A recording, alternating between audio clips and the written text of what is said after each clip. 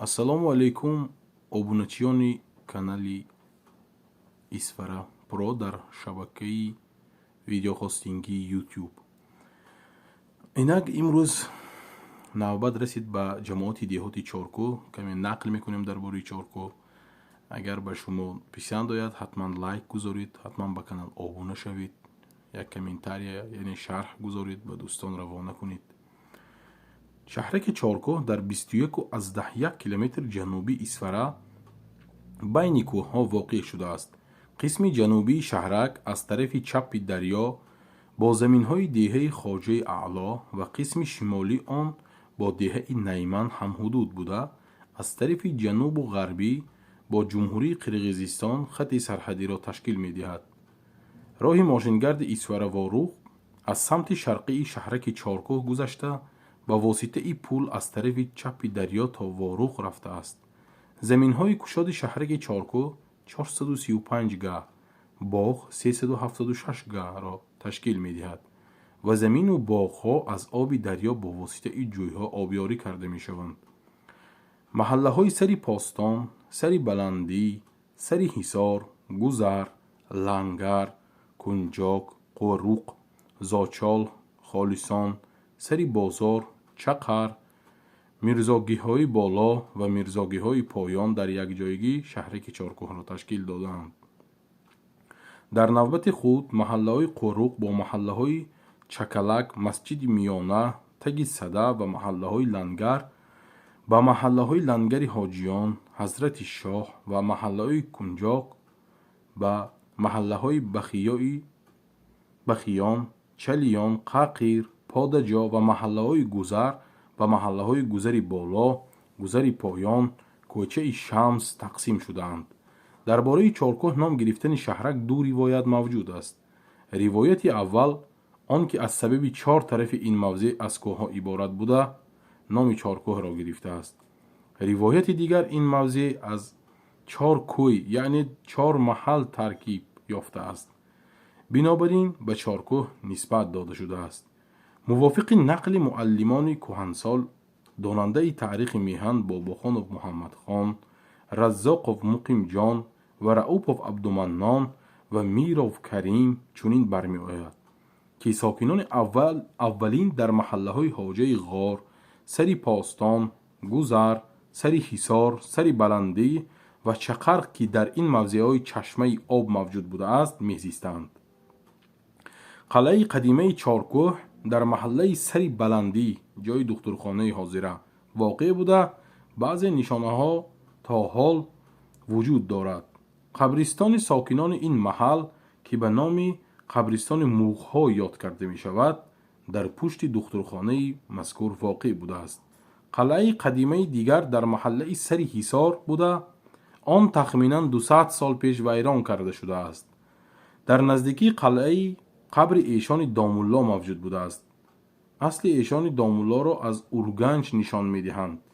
набераи эшон ҳоҷи Сармусоқ соли 1928 ба ҳаҷ мераванд ва дар Байтулмуқаддас якчанд сол истиқомат намуда, баъди 7 сол баргаштааст.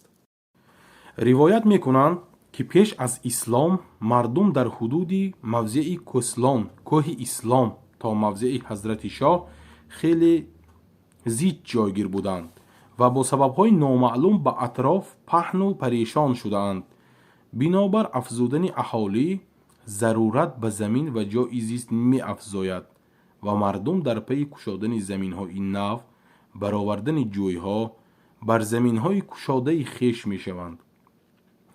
дар натиҷаи заҳматҳои тӯлонӣ бо машаққатҳои зиёд заминҳо кушодаву ҷӯйҳо бароварда мешаванд ва онҳо бо номи шахсони онро кушода то ҳол хонда мешаванд. масалан дар маҳаллаи Лангар ҷои Мулло Атохон, ҷои Мулло Бобо Қосим, ҷои Бобо Ҳакимбой, ҷои Амаки Тош ва ғайраҳо. инчунин шахсоне ки заминҳои ноободро обод намуда ба боғу бӯстон табдил додаанд, мардум то ҳоло ин боғу заминҳоро ба номи онҳо мехонанд.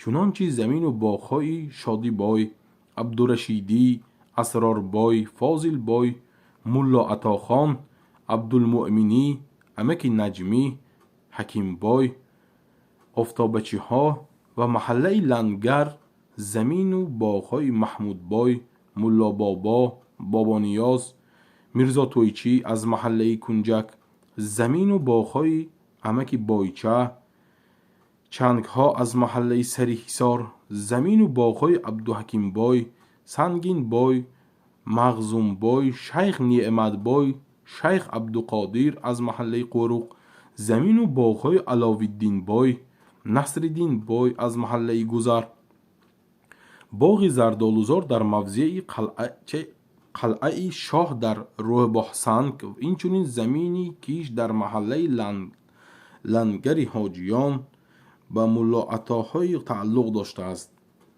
در نتیجه حل خود را نیافتن بحث‌های سرحدی بین شهرک چارکوه جمهوری تاجیکستان و ناحیه باتکن جمهوری قرقیزستان موضع سفیدورک، حفظک، اسکاوود، نقشلاق، کپکان، کپکی، درون شلغمپایه، گردن بورسی کلان، سری سارت، کوهسلان، کوه اسلام، شخچه، اختتیر تا رباط یاقوت جمع زیاده از 34,000 گز زمین آبی و چراگاه در کارت جمهوری قرقیزستان جای داده شده است.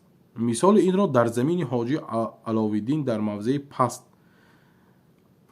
پست عرق واقع در سمرقندق، حاجی مومن بای زیاده از 200 تناب، عبدالقادر مخزوم در موضع جوی نوی کوهسلان، زمین های بابا حکیم بای در موضع اسکاوود و چند دیگران دیدن ممکن است.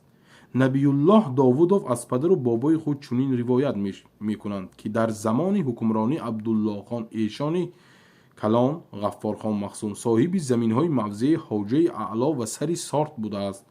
صاحب زمین ها گشتن ایشان کلان را چنین نقل کردند که پیش از ساخته شدن مدرسه ای نوگیلیم و رباط قرقیز، عبدالله خان در خانه غفار خان مخزوم مهمان می شود.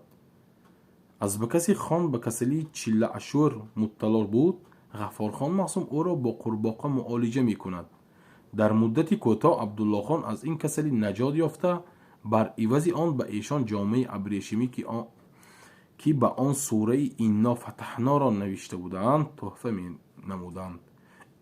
این چونین زمین های ذکرش در بالا رفته را نیز انعام می کند.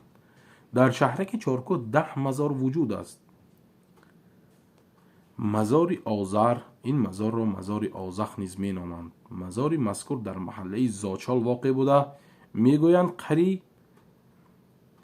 میگویند قبر محمد آذر در همین مزار می باشد. این چونین 2 قبری، یکی کلان و دیگری خردتر موجود است. تاریخی پیدایش 2 قبر را چنین روایت می کنند که گویا در این موضع پیرزن بیچاره با نبیره اش می زیسته است. پگاهی بر وقت پسر بچه برای هیزم به موقع کپکان می رود. آن روز حاکم نیز به شکار برآمده بود. از دور به نظرش سیاهی می نماید، در گمان آن که صیدی باشد سوی و از کمان تیر می پراند و آن تیر به نشان می رسد. چون به امیدی گرفتن صید نزدیک می شود، می بیند پسر بچه در خون آغشته و جان عزیز خیش باخته. این حال را دیده همراهان حاکم می خواهند جسد پسر بچه را پنهان کنند، اما حاکم راضی نمی شود و می گوید تقدیر چنین بود، قضا کار خود را کرد. ناچار باید جسد را نزد والدانش برد تا ببینیم چه خواهند شد. جسد را برداشته در سراغه خانه او و مکان پیرزن می آیند. پیرزن برابر دیدن نبیره ای به خون آغشته است از هوش می رود. وقتی که به خود می آید، حاکم خون آغشته اش به هوش می رود، از هوش می رود. وقتی که به خود می آید، حاکم واقعه را بیان می کند و به خونبه های نبیره اش به پیرزن پول و مال زیاد پیشکش می نماید. پیرزن گریان و نالان این شعر را می خواند: طریقی عاشقی جانان جز بلا نیست، زمان بی بلا بودن روا نیست. بلا کش تا لقای او ببینی، که مردی بی بلا مردی لقا نیست. اگر 100 تیر بر جان تو آید، چو تیر از شست او آید جفا نیست. میانی 100 بلا هوش باش با دوست، خود آن جا چون بود هرگز بلا نیست. از آنجا هرچی آید راست آید، تو کج منگر که در کجبین وفا نیست. دوستان عزیز، باز قصه های ما بسیار هستند. قصه چارکو خیلی قصه بهترین و خوبترین است. دوستان عزیز، خدا اگر خواهد دوامش را نیز روزهای نزدیک میگذارم. سلامت و سربلند باشید.